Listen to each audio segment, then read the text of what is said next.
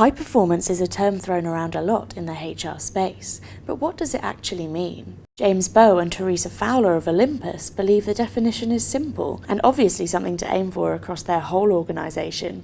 I think that it can be that a single individual exceeds expectations. It can be a group of people that exceed expectations and that are high performing. But ultimately, what we're looking to do is obviously achieve high performance across the organisation. It's always high performers and low performers in a mix.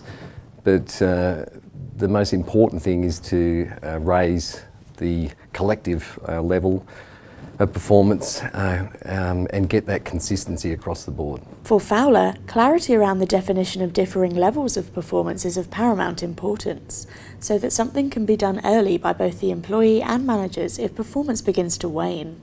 I think it's extremely important that the measures of performance are clearly defined at the start of the review period and that there's full transparency between the manager and the employee around what performance looks like at each level. The other thing that it then does is offers an opportunity for early intervention if performance is to slip, so that the individual has an opportunity to turn that performance around quickly working with the manager.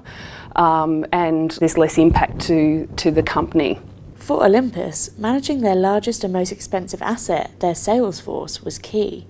And they did so with the help of PeopleStream by creating a scorecard which rated employees on 5 key measures.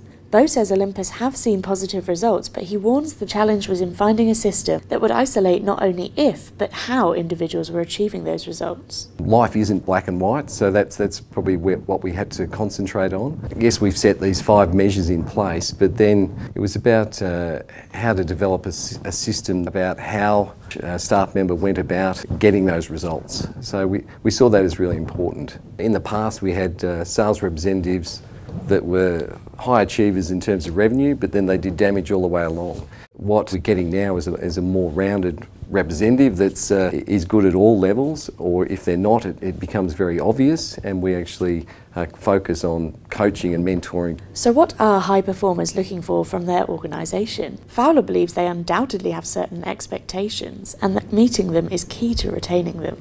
Number one expectation is that we understand exactly what makes them tick, so that we tailor our offer to them as individuals, and in particular for high performers it's about development within their current role. So exposing them to projects, stretching them within the confines of their existing role. This is Hannah Temple reporting for HCTV.